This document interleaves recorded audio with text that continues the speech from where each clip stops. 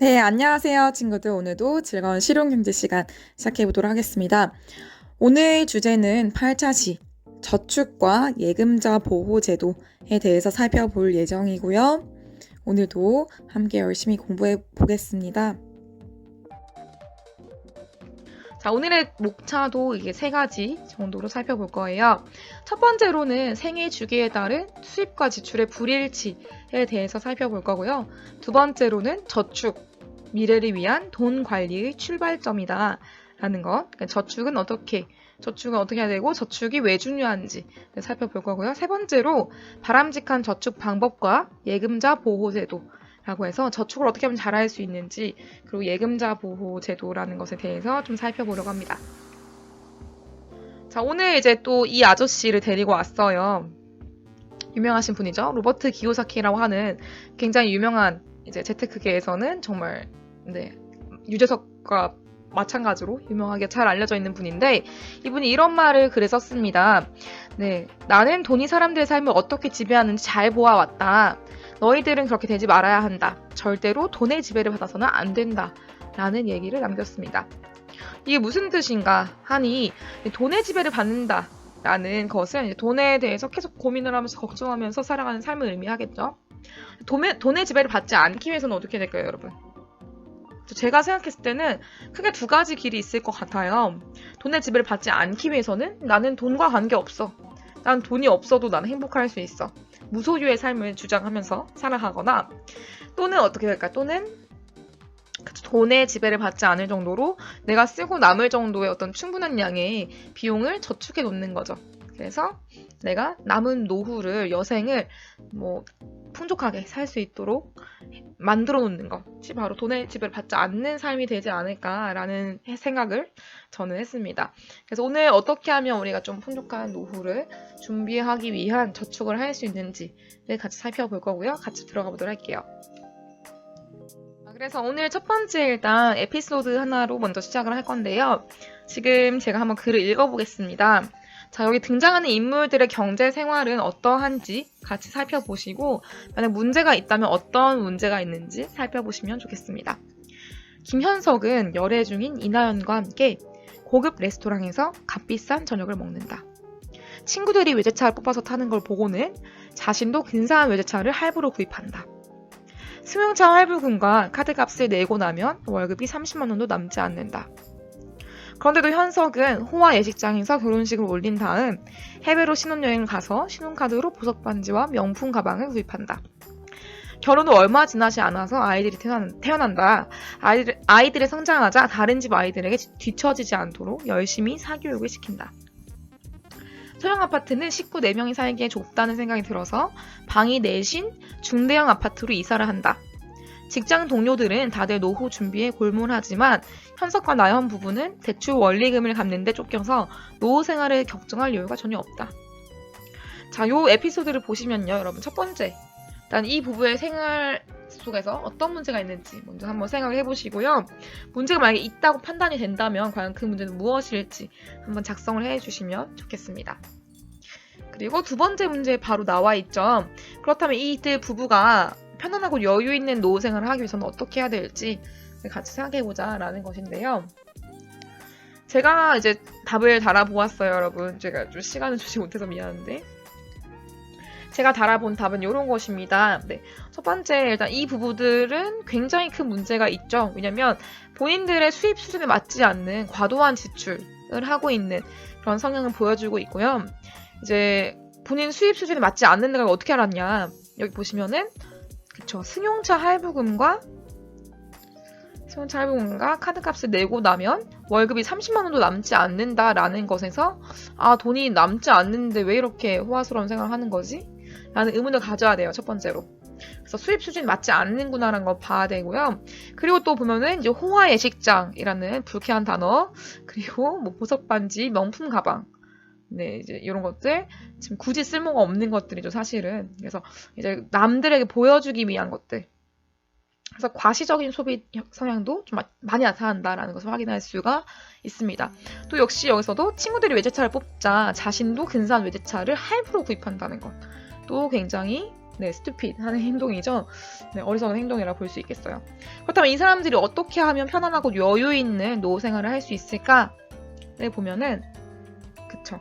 일단은 지출 규모를 조정해야 됩니다. 수입에 맞는 정도로 지출을 어느 정도로 조정을 하는 것이 첫 번째 급선무가 되겠고요. 그 다음 사실 이렇게 저축만 한다고 해서 뭐 노후에 편하게 아주 잘 살 수는 없어요, 여러분. 그건 불가능합니다.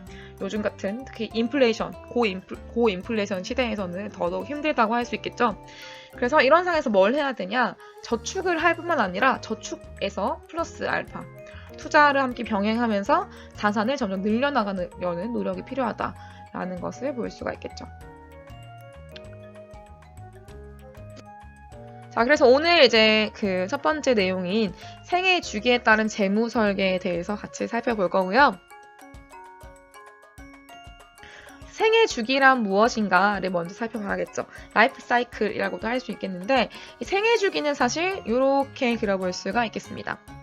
유아기, 아동기, 청소년기, 성년기, 중년기, 노년기까지 갈 수가 있겠고요. 네. 이렇게 뭐 크게는 6단계, 뭐 더 나눌 수도 있겠지만 이렇게 정도 나누면 충분할 것 같아요. 여러분은 지금 어디쯤 와 있나요, 여러분? 여러분은 그쵸, 지금 유아기 지나왔고 아동기 지나왔고 청소년기 정도에 지금 여러분 와 있겠죠. 저는 한 성년기 정도에 와 있다고 볼 수가 있겠습니다. 그래서 각각 이제 그 시기별로 사실은 해야 되는, 완수해야 되는 발달 과업이라는 것이 존재해요. 이게 우리의 어떤 발목을 잡기도 하고 우리를 힘들게 하는 것이기도 하죠. 예를 들면은 뭐 청소년기에 고3이 되면은 뭐 요즘 같은 세대라고 하더라도 아직까지는 그래도 다들 대입을 꿈꾸고 대학교를 진학하는 것을 발달 과업이라고 생각하는 경우가 많이 있죠. 또는 뭐 20대 후반이 되면 결혼을 해야 된다라고 해서 이제 사회적 어떤 시선들 이런 것들이 또 하나의 그 생애 주기별 발달 과업이라고도 볼 수가 있겠습니다. 반드시 이걸 따라가야 되는 건 아니에요. 하지만 이제 크게 대다수의 사람들이 이제 그런 시기를 거칠 때마다 이제 발달 과업들을 수행해 나간다는 거죠. 이런 각각 생애 주기마다 필요한 금액들이 달라지겠죠. 그런 것들을 살펴볼 건데요. 똑같은 그림 그대로 가져왔습니다. 그래서 생애 주기, 유아기, 아동기, 청소년기까지는 사실 어떻게 돼요? 여기 이때까지 여러분 지금 막 스스로 돈을 벌어서 막 쓰고 있나요? 그런 경우는 많지 않죠, 친구들은. 요즘에는 그쵸, 뭐 알바한 친구도 많이 있긴 하지만 그렇지만 여러분들은 아마 거의 대다수의 친구들이 다 부모님께 용돈을 받아서 열심히 공부를 하는데 전념하고 있을 거예요. 그렇게 이제 지내다가 성년기가 되면 어떻게 돼요? 이때는 뭐 취업을 하는 것이 가장 큰 관심사가 되겠죠. 그래서 취업을 하게 되면은 이제 본인의 어떤 밥벌이를 하면서, 소위 밥벌이를 하면서 이제 스스로 먹고 살 수 있는 힘을 기르게 되는 거죠. 그래서 힘을 기르다 보면은 나 혼자서 좀 살기 힘들겠다. 뭐 2명이서 같이 살아야겠다. 그래서 결혼을 하게 되기도 하고, 또 아기를 낳고 나면은 이제 점점 아기를 키우는 단계, 뭐 성년기, 중년기, 노년기까지 가게 될 겁니다. 그래서 각각 생애 주기별로 중요한 재무 이슈가 있다, 이렇게 표현을 할 수 있겠고요. 그래서 20대 후반에서 30대 초반까지는 본인의 결혼이 있을 수 있겠고, 그리고 30대 중반 이후에는 뭐 주택 마련이라든지 또 자녀 교육, 뭐 주택 마련 좀 더 일찍 할 수도 있겠죠. 또 자녀 교육은 이때쯤 하게 되겠죠. 만약에 자녀가 있다면은 50대 때도 역시 자녀 교육이 가장 큰 돈을 많이 지출하는 그런 것이 그 항목이라는 것을 통계 자료를 통해서 많이 확인할 수가 있고요. 그리고 자녀들의 결혼, 너무나 돈이 많이 들 수 있겠죠. 그 다음에 자신의 노후 대비도 정말 중요합니다. 그리고 60대가 되면 어떻게 돼요? 은퇴를 하기 때문에 은퇴 이후에 노후 생활이 되게 보장이 돼 있어야 된다라고 정리를 해볼 수 있겠고, 사실 여러분 우스갯소리로 아마 그런 거 들어봤을 거예요. 10대 공부에 미쳐라, 20대 공부에 미쳐라, 30대 공부에 다시 미칠 때이다, 40대 공부 많이 살 길이다, 뭐 이런 식으로 이제 모든 시기별로 사실은 계속해서 공부가 필요하다라는 그 책 제목들을 본 적이 있는데, 마찬가지로 공부가 중요한 것처럼 그 생애 주기에 따라서 꼭 필요한 거 바로 돈입니다. 돈이 필요합니다, 여러분. 솔직해져야 돼요. 네, 돈이 필요하다는 사실에 대해서. 그런데 우리가 지출하는 것은 이렇게 딱 정해져 있는데 반해서 나의 수입은 어때요? 나의 수입들은 뭐 내가 취직을 했다면 월급이라든지 한정적인 수입만 계속 들어오게 되겠죠. 그러면은 이런 구조 속에서 어떻게 될까? 지출은 계속 나가는데 수입은 한정적인 상황에서 어떻게 될까? 라는 것을 고민을 해봐야 되는 겁니다. 자, 그래서 이게 바로 재무 설계라고 할 수 있어요. 장기적인 관점에서 나의 수입과 지출을 관리하는 것이라고 할 수 있겠죠. 그래서 현명하게 재무 설계를 원한다면은 생애 주기 단계별로 재무 목표를 먼저 설정을 하고요. 1번. 그리고 그 목표를 달성하기 위한 계획을 수립하고요. 2번. 그리고 세 번째로 수입과 지출을 예측을 해보는 거예요. 얼마나 내가 쓸 것인가. 내가 결혼 비용으로는 얼마 정도가 들 것인가. 내 자녀를 키우는 데는 얼마 정도가 들 것인가. 이런 거 예측을 해보는 거죠. 요즘 가장 최근에 봤던 통계 자료에 의하면 어린 아기를 낳아서 대학교 때까지 키우는데 한 사람도 얼마가 들 것 같나요, 친구들? 한 명당. 거의 한 명의 자녀를 양육하는데 정말 최소한으로 막 학원 엄청나게 많이 보내지도 않고 그냥 최소한의 금액만을 들여서 양육을 한다고 하더라도 거의 한 명당 3억이 든다고 하더라고요. 3억. 그러면 만약에 저희 집은 3명이거든요. 그러면 곱하기 3을 하면 그쵸. 거의 9억을 이제 저희 어머니 아버지께서 쏟아 부으신 거죠. 저희 아이들에게, 저와 저희 동생들에게 쏟아 부으신 거죠. 그래서 이런 식으로 큰 금액을 예상을 해보는 거예요. 예측을 해본 다음에 그렇다면 이것을 대비해서 내가 어떻게 저축할 것인가. 4번 이제 저축 방안을 계획을 세워야겠죠. 그다음 5번째로 적정한 자산 증식 방안을 마련해야 된다. 여기서 말하는 자산 증식 방안이라는 것은 사실 지금 교과서에서는 저축밖에 나와 있지는 않지만 제가 생각했을 때는 적어도 저축 플러스 알파가 필요하다. 지금은 저축으로는 살아남을 수 없어요, 여러분. 저축 금리가 너무나 낮거든요. 지금 은행 저축했을 때 예금 금리가 2%대가 채 되지 않습니다.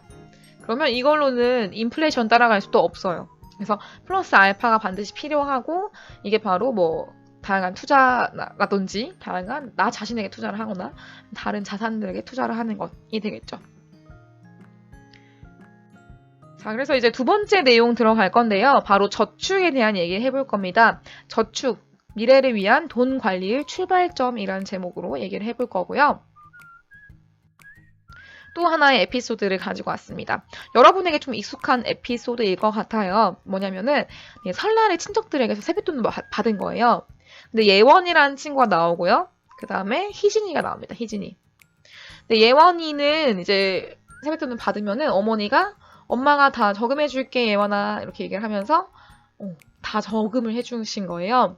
그래서 예원이가 이걸 관리를 직접 한 것은 아니고 안타깝지만 어머니께서 다 관리를 해주셨고 또 예원이 책상에서 항상 떠나지 않은 것이 돼지 저금통이 있었다.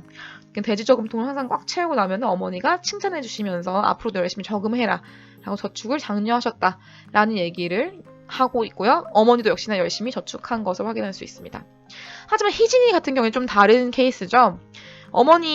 희진이 아버지와 예원이 아버지 두 분 다 같은 직장에 다니고 계신데 희진이는 항상 돈이 많은 거예요. 맛있는 것, 갖고 싶은 것을 하는데 주저함이 없어요. 요즘 친구들 이런 거 보면 이제 금수저 아니냐, 부르주아 아니냐 이렇게 얘기를 하는데 그게 아니라 알고 봤더니 희진이 어머니께서 희진이에게 저금하라고 말하지 않는 거예요.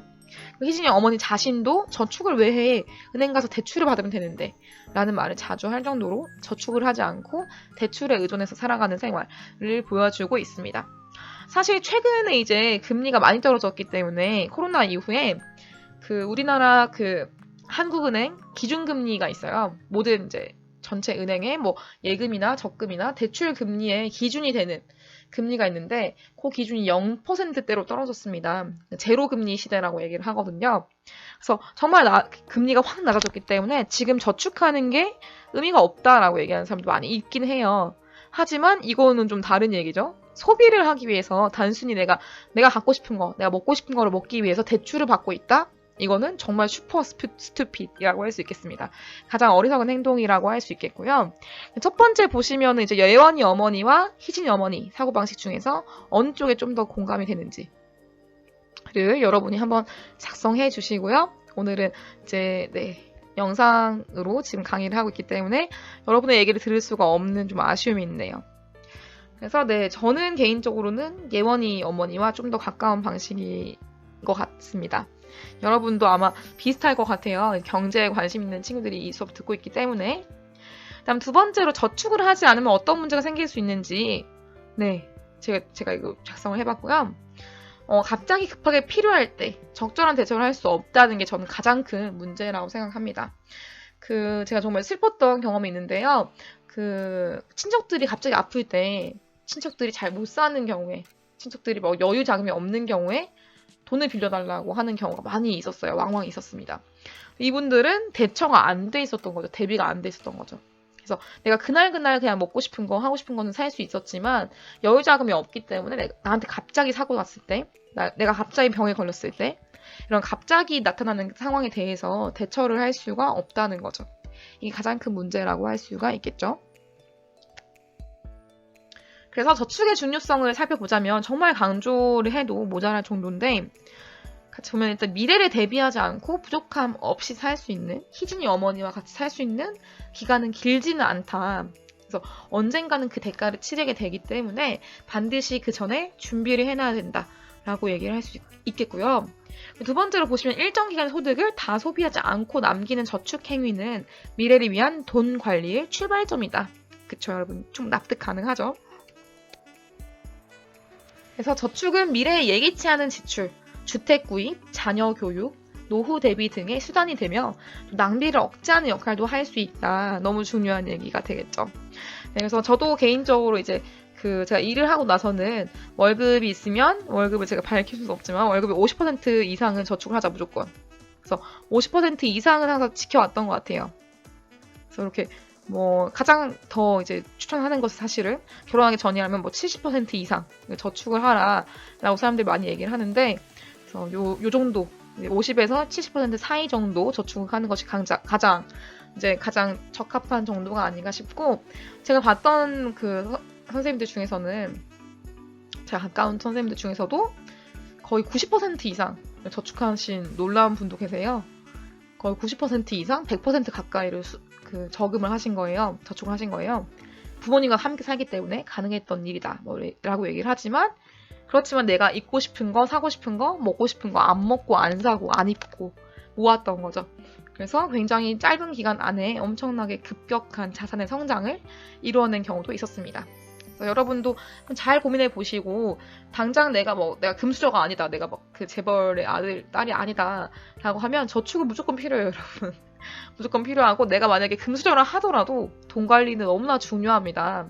제가 지난번에 얘기했던 록펠러 가문에서도 이제 아이들에게 돈 관리를 정말 철저하게 시켰다고 했죠. 그래서 그런 것들을 떠올려 보면서 저축 습관을 기르는 것이 정말 중요하다라는 거 다지고 가주시면 좋을 것 같아요. 네, 그래서 저축이 왜 중요한가 이제 또 한 가지 더 강조하자면은 이제 이렇게 볼 수 있습니다. 여러분이 알고 있는 것은 플러스 저축만 가능하다라고 알고 있을 거예요.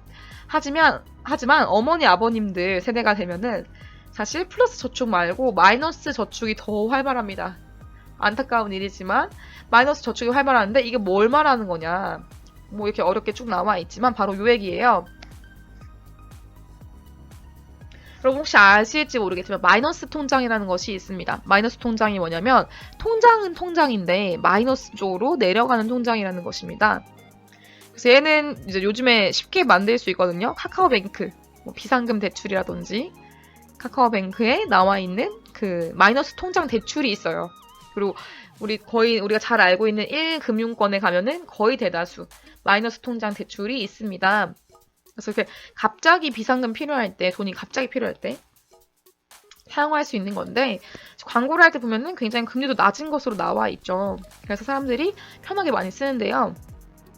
이렇게 보시면 지금 마이너스가 한번 찍히기 시작하면은 마이너스가 점점 더 불어나는 거예요.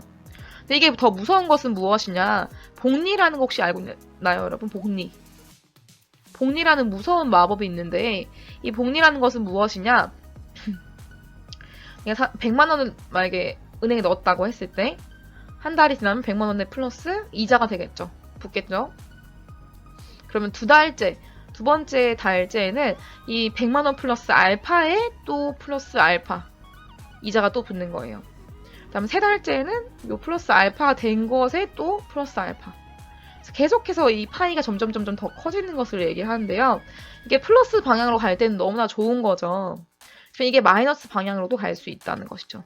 그래서 마이너스 방향으로 가기 시작하면 이제 돌이킬 수 없을 정도로 빠른 속도로 빚이 늘어날 수가 있다. 라는 무서운 얘기를 좀 하고 가도록 하겠습니다. 그래서 저축을 잘하려면 어떻게 해야 되는가? 요거 이제 강조할 만한 내용이 되겠죠. 저축을 잘하기 위해서는 먼저 가장 중요한 것, 목적이 무엇인지를 분명히 해야 된다라는 거 볼 수 있겠고요. 그리고 목적을 정했다면은 당연히 목표 금액을 정해야겠죠. 목표 금액 정하고 나서 어떻게 저축할 것인지 how를 이제 봐야겠죠. how. 어떻게 할 것인지 how를 정리를 해봐야 될 겁니다. 저축을 잘하려면 어떻게 해야 되는가? 저축은 주로 금융기관을 이용할 수밖에 없습니다. 그 금융기관들은 다 이제 우리가 알고 있는 은행 또는 비은행 예금 취급기관, 은행은 아니지만 예금을 받는 곳들, 그다음에 자본시장 금융기관, 자본시장에 기대어서 금융 관련된 상품들을 취급하는 증권회사 같은 곳들, 보험회사, 기타 금융기관 등등이 있다라고 볼 수 있겠고요. 이런 금융기관들은 예금 또는 적금, 저축성 보험, 연금 저축과 같은 다양한 상품들을 개발해서 제공하고 있다라고 얘기할 수가 있겠습니다. 그래서 요건 제가 꿀팁으로 알려드리는 건데요. 교과서에 나와 있지 않았어요. 제가 이제 자주 써먹는 방법인데, 제가 예적금을 들 때, 예금 적금을 들 때 항상 보는 겁니다. 금융감독원에서 제공하는 자료 중에 금융상품 한눈에라는 이 사이트가 있어요, 여러분. 이 사이트에 들어가 보시면 이제 꿀팁을 볼 수 있는데, 이 사이트에서 부자 되세요. 여기에 정기예금, 적금 뭐 이런 것들 있죠. 요 클릭을 합니다. 그럼 뭐가 나오냐? 바로 띠링. 이렇게 화면이 나오게 되고요. 적금 화면 제가 클릭해 봤어요. 적금에 내가 월 10만 원을 저금한다라고 했을 때 저축 예정 기간, 목표를 설정해야 되니까 목표와 내가 얼마나 저금할 것인지 이제 그런 예정 기간을 설정하면은 총 저축 금액이 딱 뜨겠죠. 그리고 어떻게 적금을 할 건지 고르고요. 그 다음에 은행인지 저축은행인지, 저축은행은 이금융권이 되겠고요. 그리고 내가 살고 있는 지역, 내가 어디에 넣을 것인지 저는 대전을 선택하면 되겠죠. 그 다음 검색을 띵 누르시면은 이렇게 화면이 뜹니다. 네. 보시면 지금 여러 가지 이제 금융회사들이 추천이 되고 있고요. 우대 금리들이 이렇게 나와 있는 거 확인할 수 있어요. 그래서 세후 이자율이 이렇게 되는구나. 그쵸, 2%대밖에 되지 않죠. 아무리 좋은 것들도. 그래서 이런 것들을 확인할 수 있겠고, 이자 계산 방식, 이게 또 중요해요. 아까 제가 보여줬던 거 달리보다는 복리가 훨씬 더 유리하다. 복리의 마법이라고 얘기를 하거든요. 복리가 붙기 시작하면은 굉장히 빨리 늘어나기 때문에 무조건 복리로 되어 있는 것이라면은 조금 이 세후 이자율이 조금 낮더라도 무조건 드는 것을 강추합니다. 여기 다 달리로 되어 있죠. 단리 또는 복리인데 달리보다는 복리가 훨씬 좋다라는 거 체크해 주시면 좋겠어요. 여기서 잠깐 이제 살펴볼 건데요. 여러분 방금 봤던 은행들을 비교를 좀 해보려고 해요. 이따가 얘기할 것과 관련돼 있기 때문에 같이 얘기해 보려고 하는데 1금융권과 2금융권이라는 두 가지 금융권이 있습니다. 그 다음 3금융권이라고 하기엔 좀 애매하지만 여러분 우리 알고 있는 산화사나머니라고 하는 뭐 그런 그 대부 업체들이 있죠. 고리 대금업을 하고 있는 업체들은 뭐 3금융권이라고도 할 수 있겠지만 그걸 제외하고 나서 1금융권과 2금융권을 비교해 볼 수 있을 것 같아요. 일단 1금융권은 뭐냐면 전국의 지점망을 갖춘 일반 은행이라든지 또는 지방은행과 특수은행 같은 것들이 있습니다. 그래서 우리가 잘 알고 있는 것들이에요. 그냥 뭐 땡땡 은행으로 끝나는 애들. 농협은행, 신한은행, 우리은행, 하나은행, 그리고 특수은행인 기업은행, 부산은행 같은 지방은행 같은 것들도 포함이 된다고 할 수 있어요. 그런데 2금융권은 그럼 무엇이냐? 2금융권은 이런 겁니다. 1금융권을 제외한 전문적인 금융수요를 위한 증권회사, 보험회사, 저축은행, 새마을금고 같은 것들을 의미한다라고 얘기를 할 수 있겠고요. 지금 증권회사 같은 것들 땡땡 증권으로 끝나는 애들, 농협투자증권, 삼성증권 이렇게 끝나는 애들 또는 하나생명, 삼성생명 이런 것처럼 보험회사 같은 애들 그리고 새마을금고 신협도 역시 2금융권이 되겠습니다. 이렇게 비교를 해볼 수 있는데요. 왜 비교를 하는가? 1금융권이 사실 조금 더 금리는 낮아요. 이자가 좀 낮다는 거죠. 이자는 낮지만 좀 더 안정적인 특징을 가지고 있고요. 얘는 좀 웬만하면 망하지 않으니까. 대신 이금융권은 금리가 높은 편입니다. 그래서 아까 봤던 이제 제가 검색을 통해서 봤었던 높은 이자를 주는 그런 이제 은행들은 사실 거의 다 저축은행인 경우가 많습니다. 저축은행은 은행이 아니에요, 여러분. 저축은행은 굉장히 자본금이 작은, 은행보다는 좀 더 훨씬 작은 규모의 그런 어떤 그 돈을 빌려주고 또 돈을 받는 그 예금 적금을 기능을 지원하는 그런 어떤 작은 은행이긴 하지만 그 정말 좀 안정성은 좀 떨어진다라고 볼 수가 있어요. 그래서 저축은행에서 만약에 적금을 하겠다라고 하는 경우가 있으면 무조건 지켜야 될 게 있습니다. 무조건 5천만 원 이하로만 하셔야 된다는 거 꼭 기억해 주시면 좋을 것 같아요. 네, 오늘 마지막 내용인데요. 바로 방금 얘기했던 5천만 원과 관련된 비밀을 밝혀드리겠습니다. 바로 바람직한 저축 방법과 예금자 보호 제도라는 것인데요. 네, 정말 이 슬픈 동영상이 있어서 같이 공유를 하고 싶은데 동영상은 제가 유튜브에 같이 띄우게 되면은 막히더라고요. 그래서 유튜브에서 한번 찾아서 같이 한번 살펴보시면 여러분이 직접 보시면 훨씬 좋을 것 같고요. 저는 그 내용을 조금 가지고 왔습니다. 글로 표현해서 가지고 왔고요. 지식채널 2라는 EBS 경제 시리즈 다큐에서 11부 돌아오지 못한 돈이라고 하는 제목의 그런 글에서 가지고 온 내용들입니다. 이런 내용이에요. 타이어 공장에서 바친 젊음. 지금까지 소처럼 일하며 살아왔습니다. 차곡차곡 모은 돈을 믿고 맡겼던 곳, 은행. 그 은행이 약속한 높은 이자. 1억 원을 맡기면 1년에 이자만 800만 원. 은행이 판매한 것은 친숙한 예금, 적금이 아닌 채권. 그 중에서도 후순위 채권이었다라는 거죠. 그래서 은행이 파산했을 때 후순위 채권은 무엇이냐? 이것은 후순위, 말 그대로 뒤후자죠. 그래서 뒤에 갚아도 되는 뒤에 있는 순위라는 거예요. 그래서 다른 빚들을 먼저 다 갚은 다음에 맨 마지막으로 갚을 빚을 바로 후순위 채권이라고 얘기를 합니다. 그래서 이 후순위 채권을 팔면서 처음에는 높은 이자를 제공해 준 거죠. 하지만 이것은 후순위 채권이라는 건 뭐냐? 일단 기본적으로 금융 상품이에요.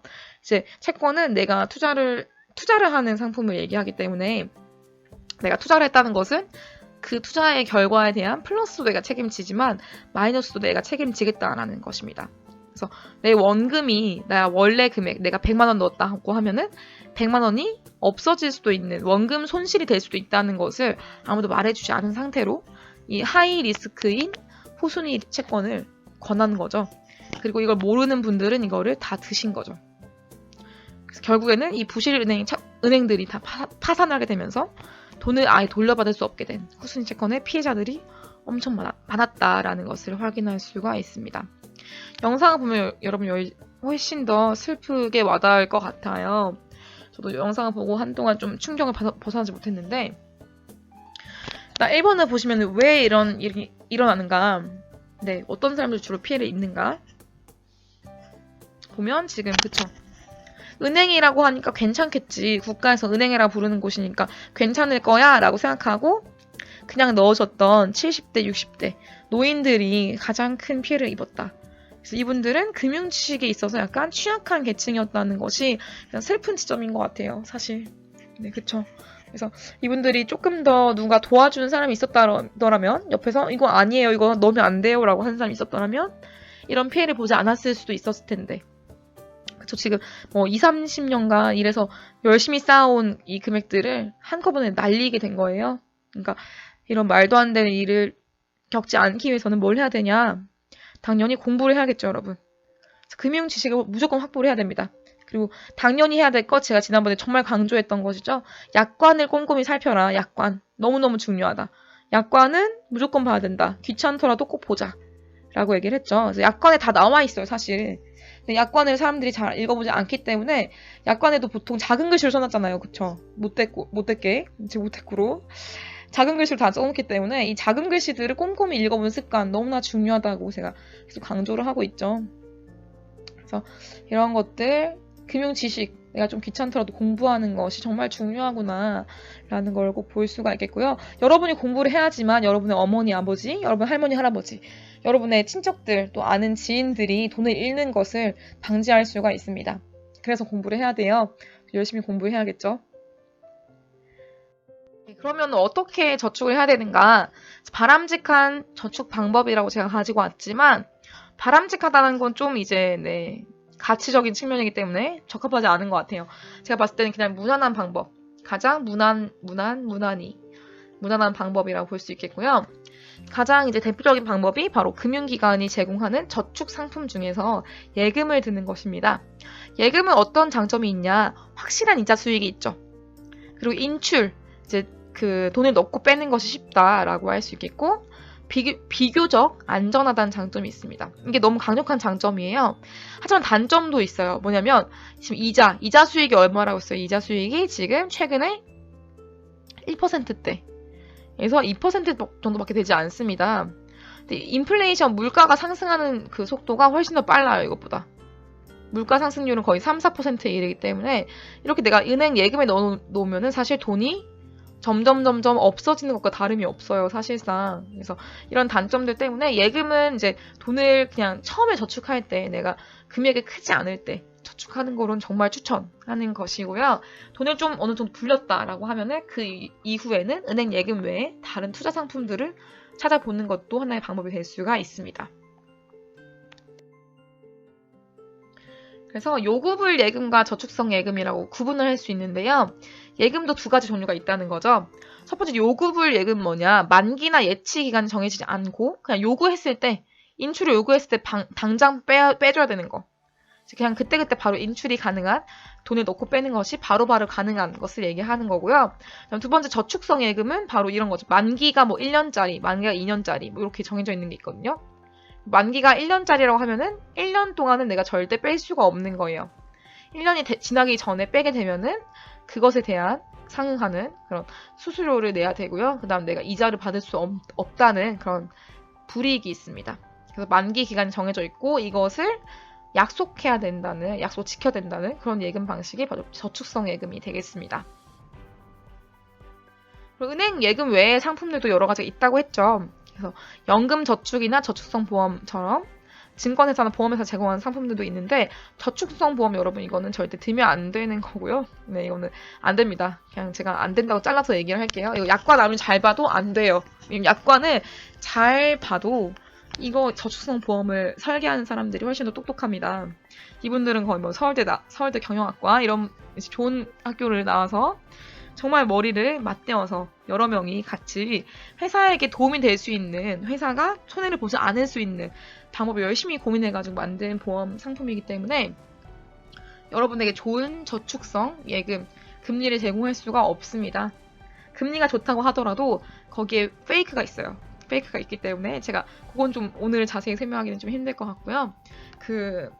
구조 속에서 저축성 보험은 그냥 하지 않는다 라고 보는 게 좋습니다. 그냥 요거는 어머니 아버지께도 하지 말라고 얘기를 해주시면 될 것 같고요. 연금저축은 괜찮은 상품들도 있고 아닌 상품들도 있어요. 그래서 얘는 좀 혜택이 좋은지, 뭐 비과세 혜택이 있는지, 내가 뭐 연말에 연말정산을 할 때 좀 혜택을 받아볼 수 있는지 이런 것들 좀 살펴보시고 드는 걸 강추하고요. 지금 여러분 와닿지 않을 거지만 나중에 일을 하게 될 때, 여러분이 직장 생활을 하거나 이제 월급을 받게 될 때, 또는 뭐 사업소득을 일으키게 됐을 때, 그때 요거 꼭 한번 기억을 해주시면 좋겠습니다. 그래서 저축 상품을 결정할 때 주의해야 될 점이 있는데요. 어떤 것들 주의해야 되냐? 이겁니다. 일단 목적을 분명히 해야겠죠. 그 다음에 그에 맞는 걸 골라야 된다. 그 다음 기간도 신중하게 결정해야 됩니다. 왜냐면 아까 얘기한 것처럼 만기가 있는 애들은 만기 전에 내가 이걸 해약하려고 하면은 만기 전에 이거를 그냥 약속을 지키지 않는다 하면 불이익을 당하게 돼요. 불이익을 당하게 되기 때문에 좋지 않겠죠. 그래서 저축 기간은 무조건 고려해야 된다는 거. 그 다음 해당 상품의 수익성도 검토해야 된다. 수익성. 얼마나 이게 좀 의미가 있는지, 얼마나 돈이 되는지 검토해야 된다는 거겠죠. 그리고 마지막으로 해당 상품이 예금자 보호의 대상이 되는지, 이거 정말 중요해요. 예금자 보호의 대상이 된다는 것은 뭐냐? 일단 이것이 기본적으로 투자 상품이 아니어야 됩니다. 투자 상품이 아니어야 되고, 그리고 5천만 원 이하의 것이어야 돼요. 5천만 원 이하. 그래서 이게 정말 중요한 일인데요. 있을지 상세히 살펴보자면 바로 이겁니다. 예금자 보호 제도가 이것이에요. 금융기관이 영업 정지를 당하거나 파산해서 고객의 예금을 지급하지 못하게 됐을 때 이게 이제 전체 금융제도에 타격을 줄 수 있게 되겠죠. 그래서 정부가 일정한 범위를 정한 거예요. 이 일정한 범위가 바로 5천만 원이라는 범위가 되겠고요.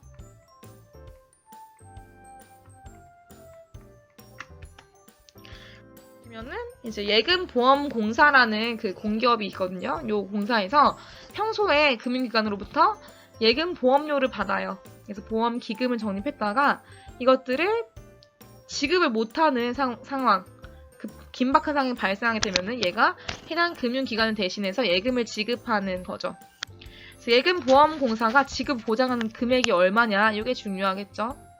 이게 바로 원금과 이자, 원금 내가 원래 100만 원 넣었다고 하면 100만 원과 그리고 이자 뭐 2만 원 이런 식으로 요 더한 금액을 다 합쳤을 때 1인당 5천만 원까지가 되겠고요. A은행에서 내가 5천만 원 받았다. A은행 5천만 원 받았다. 뭐 하면 B은행에서도 역시 5천만 원 받을 수 있습니다. 5천만 원 이상 넣었다고 한다면은. 그리고 뭐 C은행이 있다면 또 5천만 원 받을 수 있어요. 그래서 내가 만약에 돈이 5천만 원 이상이 있다. 내가 예를 들어서 1억 5천이 있다. 돈이 1억 5천이 있으면 어떻게 되나요, 친구들? 당연히 A라는 그냥 내가 저축만 한다고 쳤을 때 아무것도 자산 사지 않고 저축만 한다 쳤을 때 A에다가 5천만 원 그 다음에 B에다가 5천만 원 그리고 C에다가 5천만 원 이렇게 딱 넣어놓으면 어떻게 돼요? 세 군데 모두 이상이 생겼을 때 난 다 받을 수 있겠죠. 내 소중한 자산을 잃어버리지 않을 수 있겠죠. 사실 이 자산들은 엄청 오랜 시간에 걸려서 내가 만들어낸 것이기 때문에 잃어버리면 절대 안 됩니다. 잃지 않는 것이 제일 중요해요. 따는 것보다도. 그래서 그 우리 잘 알고 있는 전 세계적인 유명한 투자자 워렌 버핏의 첫 번째 원칙이 바로 투자금을 잃지 않는다 라는 것이고 두 번째 원칙이 첫 번째 원칙을 잊어버리지 않는다라는 것이거든요. 그래서 돈을 잃어버리지 않는 것이 가장 중요하다고 쳤을 때 이제 이 5천만 원씩 나누어서 여러 개의 은행에다가 넣어놓는다라는 게 하나의 방법이 될 수 있는 겁니다. 그래서 여기서 금융 투자 상품들은 보호 대상에서 제외가 되기 때문에 투자 상품들은 보호가 되지 않는다는 거 참고해 주시면 되겠어요. 자, 오늘 수업 내용 여기까지입니다. 그래서 오늘 이제 그 예금에 대해서 또 저축에 대해서 좀 살펴보았는데 생각보다 좀 시간이 길어졌습니다. 오늘의 또 명언 제가 가지고 왔고요. 나는 진정한 성공은 세 가지 질문으로 압축된다고 생각한다. 당신은 무엇을 간절히 원하는가? 당신이 간절히 원하는 것을 얻기 위해서 당신에게 필요한 것은 무엇인가? 당신은 그 대가를 치를 용의가 있는가? 피터 메디슨이라는 사람이 얘기한 명언이라고 할 수 있겠고요. 네, 저도 요즘 많은 고민을 하고 있고 저도 여전히 또 나이가 30이 넘었지만 여전히 진로에 대한 고민을 하고 있습니다. 네, 제가 공무원으로 선생님 일을 하고 있지만 더 나아갈 방향이 많이 있다고 생각해요. 그래서 제 자신을 키우기 위해서 열심히 노력하고 있는데 여러분도 아마 마찬가지일 것 같아요. 여러분이 생각하는 성공이라고 하는 것이 있다면 내가 무엇을 간절히 원하는지 그리고 내가 그 간절히 원하는 것을 얻기 위해서 내가 뭘 해야 되는지를 먼저 파악을 해야 되겠고요. 그리고 그 대가, 그 얻기 위해서 내가 해야 되는 시간들, 노력해야 되는 시간들, 내가 희생해야 되는 것들을 내가 충분히 감내할 수 있는지, 내가 할 수 있는 대가를 칠 수 있는 용의가 되어 있는지를 이제 살펴봐야 될 것 같습니다. 그래서 오늘도 기나긴 수업 듣느라 또 고생 많았고요. 오늘 학교에서 또 끝나고 저녁에 또 수업 듣느라 정말 수고가 많았습니다. 여러분 또 즐겁게 행복하게 일주일 보내다가 건강하게 다음 주 월요일 날 다시 보도록 하겠습니다. 오늘 고생 많았고요. 행복한 하루 보내세요. 안녕히 계세요.